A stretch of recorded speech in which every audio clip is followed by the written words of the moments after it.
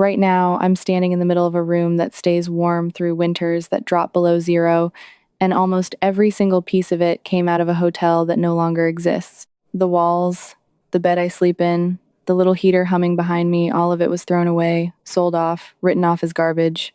I built this off-grid home from a hotel room that got canceled on me in the worst week of my life, when a woman behind a front desk told me my reservation was gone and I had nowhere left to sleep. This is a true story, every dollar of it, because I still have the receipts and I still remember exactly how the cold felt.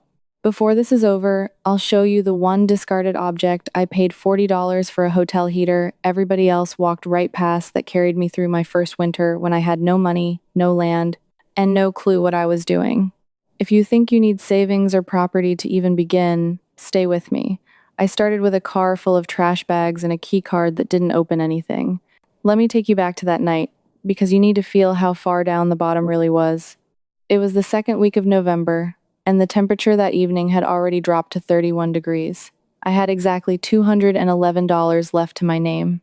I had spent 3 of the last 5 nights sleeping upright in the front seat of a 2004 sedan, with a heater that only worked while the engine was running, and I couldn't afford to burn gas all night.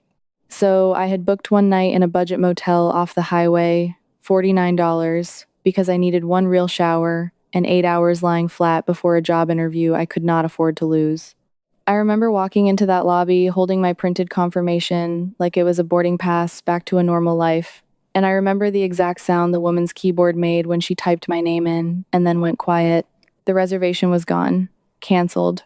My card had been pre-authorized and then released, some glitch, some overbooking, and the room I'd been counting on for 2 days had already been given to somebody else. She wasn't cruel about it. She just slid my printout back across the counter, told me there was nothing available within 40 miles, and glanced over my shoulder at the family already waiting behind me. I walked back out into the dark, and the cold hit me like a flat hand against the chest. I sat in that parking lot with the dome light on, staring at $211 and a back seat full of trash bags that held everything I still owned. That was the moment. Not a dramatic one, just a quiet one, where I finally understood that the thin little safety net I'd been telling myself I had did not actually exist. But while I sat there shaking, I noticed something across the road that I almost didn't look at twice. A quarter mile down the highway, there was an old motel with half its sign burned dark. I'd driven past it 100 times without a single thought. What caught my eye that night was the parking lot, packed with contractor trucks, and a big yellow banner strung across the front office that I couldn't quite read from where I sat. Something about it wouldn't let me sleep. So the next morning, after maybe 2 hours of broken rest and a wash-up in a gas station bathroom, I drove over to read it. The banner said the whole place was closing for good. Everything must go. Public liquidation auction, that Saturday, 9 in the morning. Here is something almost nobody tells you, and it changed the entire direction of my life. When a hotel or motel shuts down in this country, and thousands of them do every single year, they do not donate what's inside. They liquidate it. Every mattress, every mini fridge, every lamp, every desk, every heater bolted under every window, all of it gets sold off in lots for pennies on the dollar. It's cheaper for the new owners to strip the building to the bare studs and start over than to pay anybody to move that stuff out carefully. There are entire companies whose only business is gutting dead hotels and reselling the guts. I found out that a queen mattress the motel had paid over $400 for new was about to sell that Saturday for less than what my one canceled night would have cost me. I almost didn't go back. I told myself I had no business at an auction, no truck, no plan, no place to put anything. But I had nowhere else to be, and something in me needed to stop feeling like the world was only taking things away. So Saturday morning, I showed up with my $211 and stood at the back of a crowd of resellers and flippers, men with box trucks and clipboards who clearly did this every weekend. A couple of them looked at me the way people had been looking at me for months, a quick up and down, a small dismissal, the assumption that I was lost or in the wrong place. One of them actually asked me if I knew this wasn't a yard sale. I just nodded and kept my mouth shut and watched how it worked, and what I learned in that first hour changed how I saw everything I owned and everything I'd lost. These men were bidding on the flashy lots, the flat-screen televisions, the newer furniture, the commercial laundry machines they could flip fast. Nobody wanted the boring, heavy, unglamorous stuff. Nobody wanted the mattresses, because used mattresses are a nightmare to resell. Nobody wanted the 53 window heating and cooling units, because they're heavy and awkward and most people have no idea what they're even worth. The auctioneer bundled the things nobody fought over into cheap junk lots just to clear them out. I realized that the exact items a human being needs to survive a winter were the exact items a reseller considers worthless. Therefore, I stopped trying to compete and started bidding only on what nobody else wanted. I won a lot of 2 queen mattresses, 2 box springs, and 4 sets of heavy blackout curtains for $18. I won a lot with a mini fridge, a microwave, and a working bathroom vanity with the sink still in it for $22. I won a stack of framed art and mirrors nobody wanted for $3. Because mirrors, I'd learn, bounce light and heat around a small space in ways that matter. By noon, I had spent $61 and I owned more than I'd owned in a year. But I had a new and terrifying problem, and it was bigger than money. I had all these pieces of a room and absolutely nowhere on this earth to put them. That afternoon, I did the hardest thing I did in the whole story, which was to ask for help out loud. I called an aunt I hadn't spoken to properly in years, a woman who lived 200 miles away on a scrubby rural lot with a leaning barn and more land than she could use. I braced for judgment. What I got instead was a long pause and then, "There's a back corner past the creek nobody's touched in 20 years. It's yours if you can clear it. No power out there. No water line. No permit, no plumbing, nothing but weeds and a slope and a clear view of the sky. Off-grid by force, not by choice." But it was ground I was allowed to stand on, and after months of being moved along, that was the richest thing anybody had ever offered me.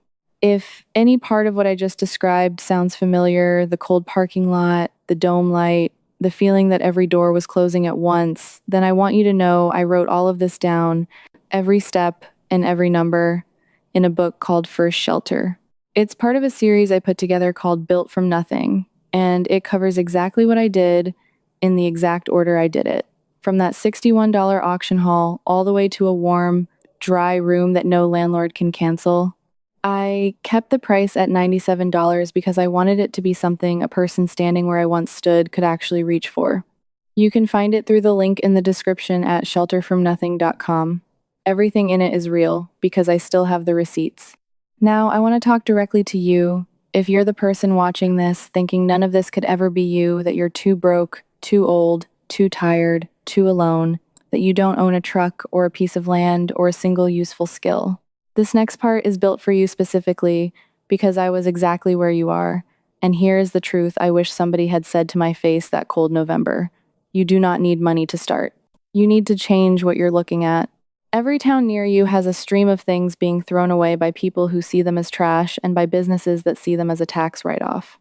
Hotel and motel liquidations happen constantly, and the auctions are almost always open to the public, listed on free auction sites and taped to the front doors. The heavy, unglamorous survival items, the mattresses, the heaters, the insulation, the curtains go for almost nothing because the professionals only want what flips fast. So the very first thing you can do this week, with no money at all, is learn to see. Drive past the closing businesses in your area and read the banners. Search the free liquidation and estate auction listings online for the word hotel or motel. Walk into a place that's shutting down and ask, politely, what happens to the mattresses and the window units? Because half the time, a manager who's overwhelmed will let you haul something away for free just so it's one less thing they have to deal with. I got my very first building material, a stack of intact fiberglass insulation bats the demolition crew had pulled from the motel walls, for the price of loading it myself into a borrowed pickup. The crew boss watched me struggle with it and finally said, "Honey, take all of it. We're paying to dump it otherwise." That insulation would have cost me over $300 new. It cost me an afternoon and a sunburn. Getting it all 200 miles to my aunt's back corner took 2 trips in that borrowed pickup and every favor I had left. And I want to be honest that it was miserable. I tarped mattresses in the rain. I strapped a bathroom vanity down with a ratchet strap and prayed the whole highway. But by the end of that second trip, standing on that weedy slope with a pile of hotel guts under a blue tarp, I had the strangest feeling I hadn't had in a very long time. I had raw material, and I had a place, and nobody could tell me to move along. What I did not have was a single wall standing. The pile was just a pile. Winter was coming fast, and a pile does not keep anybody alive at 20 degrees. The doubters in my own head got loud right about then, and they sounded a lot like the reseller who asked if I knew this wasn't a yard sale. Who did I think I was, building a house? I'd never framed a wall in my life. But here's what I figured out, and it's the thing that let me actually begin. I did not need to build a house. I needed to build one small, tight, defendable box that one person could heat. So I stopped picturing a home and started picturing a room, a hotel room, really, which is all a hotel room ever is. A small rectangle with one door, one window, a bed, a heater, and enough insulation to hold the warmth in. I already had every one of those pieces sitting under my tarp. I just had to give them walls. I built the shell 10 feet by 12 feet, small on purpose, because every extra square foot is more space you have to heat with power you don't have. For the frame, I used the salvage studs the demo crew let me haul off, plus a few dozen wooden pallets I collected free from behind a farm supply store, broken down into usable boards over about 3 weeks of evenings. I set the whole thing on concrete deck blocks. I bought new for $4 each, 12 of them, because I decided the foundation was the one place I would not cut corners.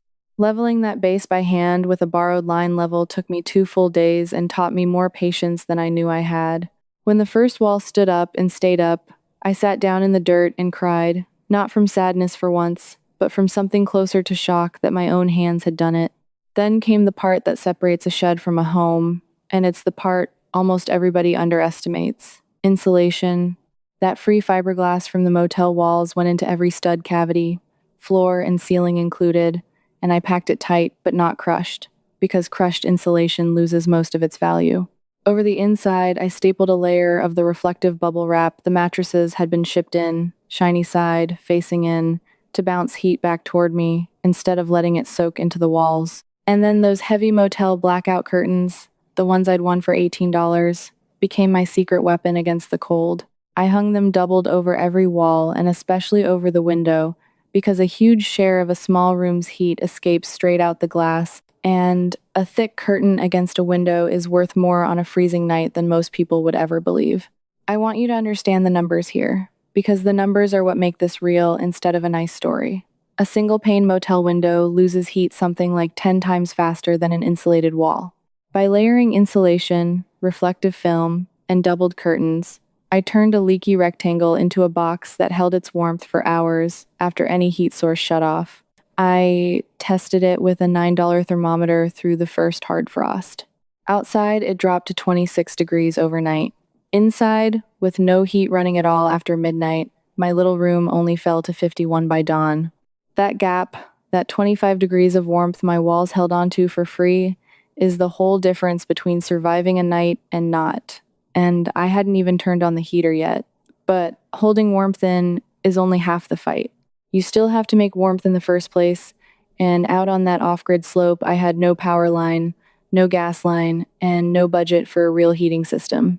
This is where most people trying to do what I did make the mistake that cost them everything, and I nearly made it too. The obvious move is a cheap electric space heater from the hardware store, the little box that glows red. Here's the brutal truth about those. A standard plug-in space heater turns 1 unit of electricity into exactly 1 unit of heat, and it does it by brute force, which means it drinks power. On a small solar and battery setup like the one I could barely afford, a resistance space heater would drain everything I had in a couple of hours and leave me in the dark and the cold both. I know because I tried it, and I watched my little battery bank die before I'd even warmed up. That failure is what sent me back, in the dark, to the $40 object I'd almost ignored at the auction.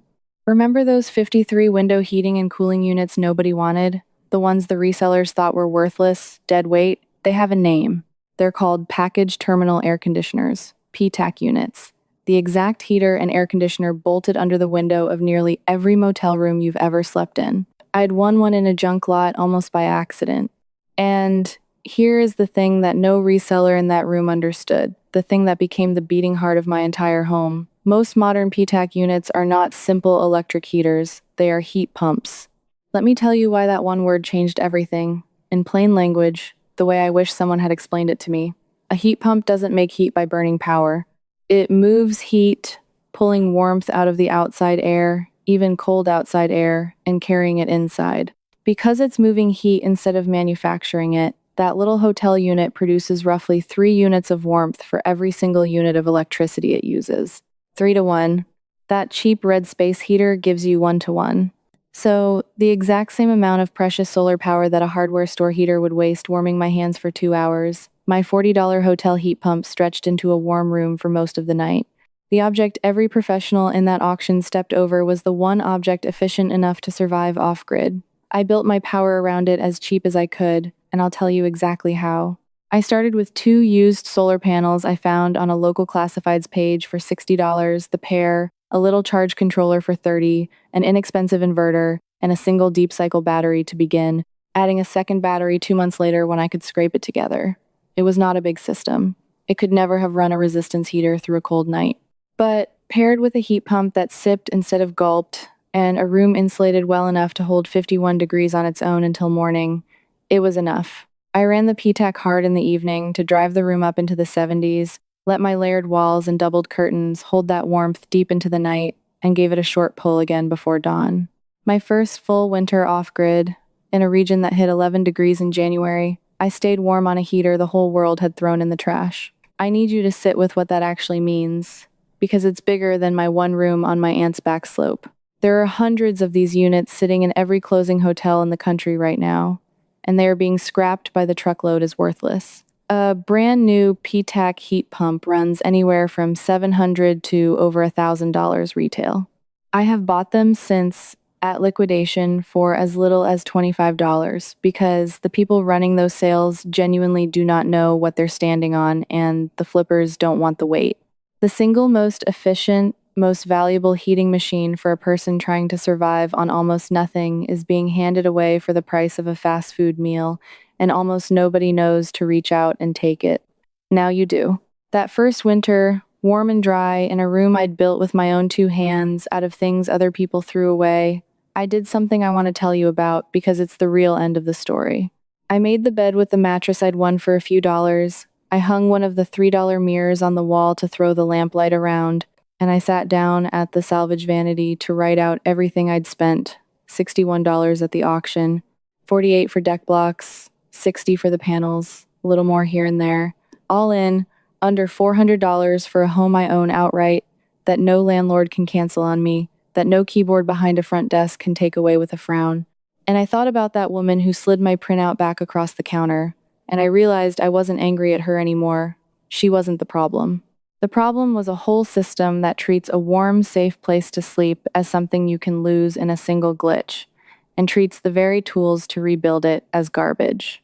I got my dignity back not from being rescued, but from learning to see value in exactly the things the world had decided were worthless, including, for a long stretch there, me. That is the whole secret, and it's not really about hotels or heaters at all. It's about refusing to accept somebody else's price tag on your life. You are the kind of person who watches a story like this all the way to the end, which tells me you're not somebody who gives up easy and you're not somebody who believes the people who wrote you off. So I want you to do one small thing for me right now, because this older, wiser crowd rarely speaks up on its own, and your voice actually matters here.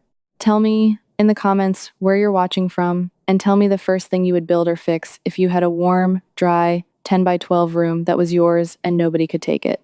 The mattress, the heater, the little mirror to catch the light. I read them all, and I answer. And if some part of you needs to believe that a home and a life can be rebuilt from almost nothing, then you belong with the rest of us here who are doing exactly that, quietly, one salvaged piece at a time.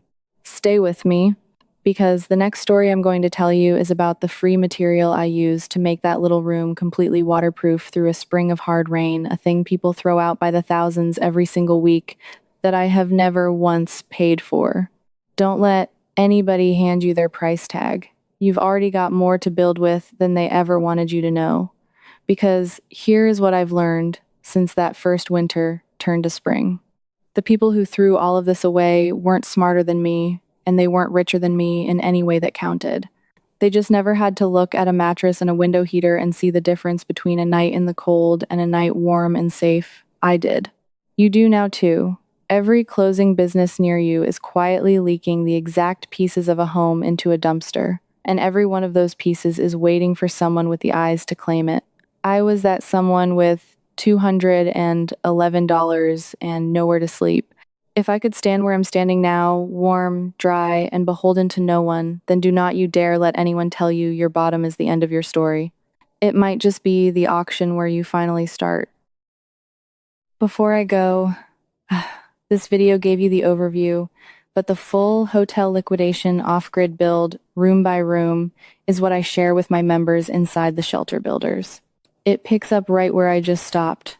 Ask me your own question, and a real person, me, answers you myself. You won't be doing this alone. You belong here. Just point your phone's camera at the code on screen, and you can cancel anytime. Now, if that touched something in you, wait until you see how I built a tiny home on wheels for just $500 and gave a struggling mother a real place to call home. It's starting right here.